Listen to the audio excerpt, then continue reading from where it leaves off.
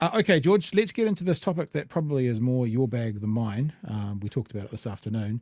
The second most powerful man in China visits New Zealand. I often look at one of the things we do here, George, you know this, is we commentate on the commentators. We critique the critiquers.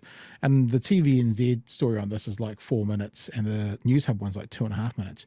And it's interesting. I'm not saying this nefariously, but it's interesting that the News Hub one didn't include any of the protests, whereas the TVNZ one did. Obviously, just probably a time thing. They picked what was most important, but I think the protests are a pretty interesting part of this whole thing, having the second most powerful man from China out here as well. Here's TVNZ and the conversation around, it's the premiere, isn't it? The premiere of China bilateral conversations with our hairless leader. Mutual benefit and win-win cooperation. That's the Chinese Premier's promise of the relationship with New Zealand. Li Qiang's visit is the first by a high-ranking Chinese leader in more than 7 years. But aside from the formal greetings and talks, it was a battle of the banners on the streets. Political editor Mikey Sherman has more. Yeah, so it's interesting that TVNZ, this was the lead part of the lead story was about the protests, and News Hub didn't even focus on it at all. Again, not saying it's anything nefarious like News Hub's not wanting to show it, but it was an interesting editorial decision. Actually, this is kind of what you do, George, make editorial decisions about what's in and what's out, whatever. What you got any thoughts around that? Just a timing thing? Sometimes it can just be totally accidental or coincidental, but there's definitely always an eye towards what is presented and what isn't. I guess it's their job. But yeah, I wouldn't read into that specifically too much. Maybe they didn't find it that interesting or something, or maybe their cameraman wasn't there. Let's have a look at the story. First of all, there's about 30 seconds on the protest, and they go to the actual meetings. As China's second most powerful leader, Li Qiang, arrived in the New Zealand capital today, there was excitement. 欢迎欢迎热烈欢迎 it means warm welcome. There was also concern. We're protesting against the killing, the murder of innocent Falun Gong people in China. Chinese flag bearers purposefully covering over a banner accusing China of organ harvesting. Police forced to break up confrontation. No touching each other's flags. No touching each other's flags. Security was tight. It is kind of a nice change of angle where you look at the protests happening in America and it's no hitting each other, and in New Zealand it's like, stop touching each other's flags. Yeah. Don't let your material touch their material. Keep it apart. It's kind of a Kiwi way of keeping the order from these police officers, which is quite nice. But it's that idea about, in China there's no dissent, is there? You can't show them up. You can't literally have these conversations. I remember every time I get a politician on that I think it's valid for, I did it with James Shaw, not a part of the conversation, but I just asked him about Taiwan and China, and you can see the butthole. I remember this. Yeah, the butthole puckers up, because it's like, hey, whoa, because even for our politicians, kind of getting some kind of, because they want to support the people of Taiwan being independent, but they can't say it because our largest trading partner, and so you got to toe the line a little bit, which is a bit scary with a big, massive country. It happened recently the other day with Christopher Luxon. He was somewhere in the Pacific Niue or something, and to avoid rocking the boat, he wouldn't even refer to China by its name, and the reporter was like, why aren't you saying China? And he did the classic, oh look, blah blah blah, sensitivity around the topic, or strategic, and he rabbited it on about something. But yeah, because when you get to those superpowers, I know democracy, whatever we consider that to be, better, yada yada, but at their absolute core, what they want to do and how they want to be perceived in the world, are any of them any better than each other? I know we can say China bad, we can say Russia bad, but America's done some pretty terrible things around the world, still doing it in some places. There's no white hats being worn anymore, George. Everyone's wearing a black hat. We just have a team with a black hat on it. Yeah, and there never was, and I guess that's sort of the point that I wanted to get to, and why I chose this topic for talking about, because I can use it as a vehicle to talk about geopolitics in general. But we don't need to we can make that decision about who is bad and who's worse, but really at the end of the day, there's two superpowers that the Pacific is a strategic location, and we're in the Pacific, but I think there's a third way, and experts like Robert Patman that's been on here before think there's a third way as well, where we don't have to choose a side. We have chosen a side very strongly with the United States. I mean,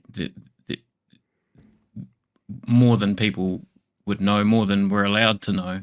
Remember in March there was the story about how the US had basically been using the GCSB, piggybacking on the GCSB for their spy programs, the NSA spy programs, without anyone knowing, without the minister responsible for the GCSB knowing. And Nikki Hager will tell you that that spy software, that program, is used for, illegal target and kill operations throughout the world, illegal American war crimes, basically, things against international norms and law regularly on a regular basis. So, it's clear that that New Zealand, as a member of Five Eyes, has chosen which side we're on. Yeah.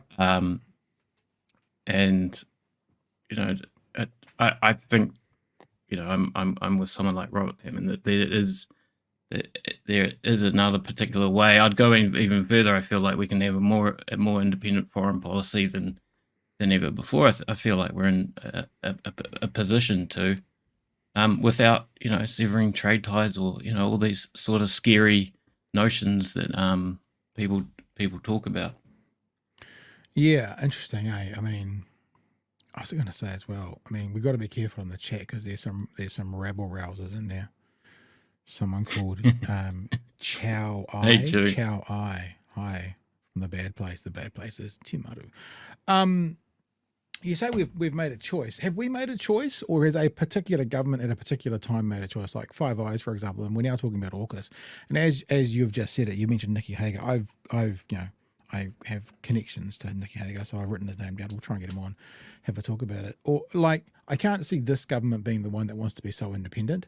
Like this doesn't seem to feel like the right ones to do it. And the people who signed us up to the Five Eyes, I guess every government then continued on. I mean, once you're in, can you get out? Is it like leaving a gang? You got to get beaten out as well? There's I don't think it's really the government of the day sort of thing. As you say, it's been going on for a long time. We made the decision to be aligned with the United States a long time ago. It's sort of part of the historical context in terms of being a British colony and all that kind of thing. But I mean that if we are talking about specific governments, joining AUKUS Pillar 2 was something being explored by the previous government, by the Labour government and National, looking like they're going to, accelerate that and, join this pillar of this alliance that is supposedly, a part of the good sort of part of it, the safe part, the non-nuclear part that involves technology sharing, which is really basically about getting together with the United States and the Five Eyes partners and making things that kill people better or cause destruction. Basically, that's what it's really about. I have a connection with a guy called Adrian Leeson as well. Adrian Leeson was one of the guys who got his sickle out and took down the spy base on the top of the South Island. He was the guy who went in and took it down. Maybe it's time for me to connect. Problem is he's a massive hippie and he lives out in the Wops and he has no internet connection. But maybe it's time to see if I can get him on as well. He'd be a good chat. Maybe we could do a Friday special or something. That's what the other thing that's in March came to light was that we were told that spy base was basically inoperational, and now as I say, it comes to light in March that it's being used as part of this NSA program that was piggybacking on New Zealand intelligence services without anyone knowing. Yeah. All right, let's get back to the story, shall we?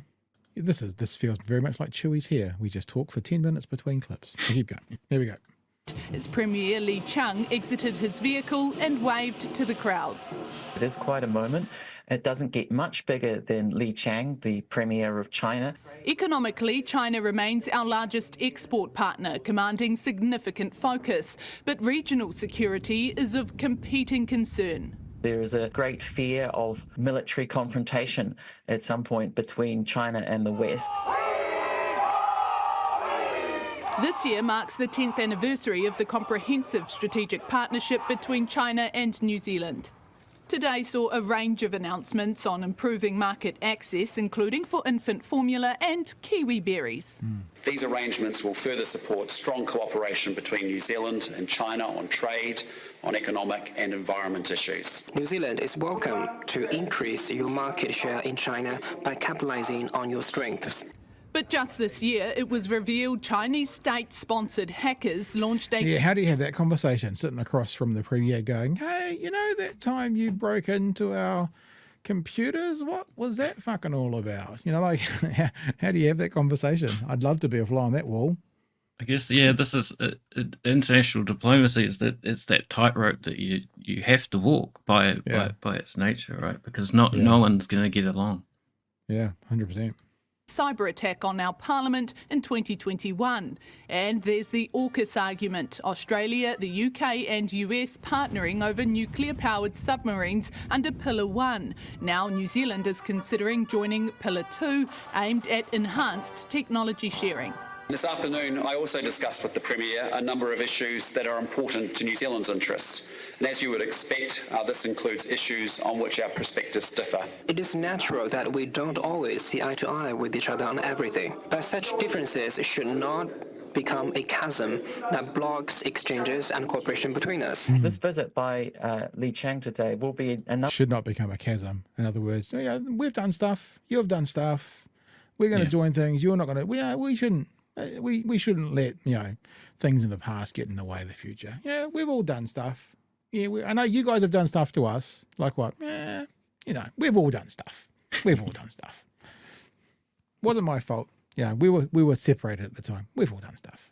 Another chance for China to put its case behind closed doors with Christopher Luxon for New Zealand to stay out of AUKUS, and perhaps just to remind New Zealand what it could potentially lose. Plenty to think about for the New Zealand government, as the public equally had plenty to say and debate as well.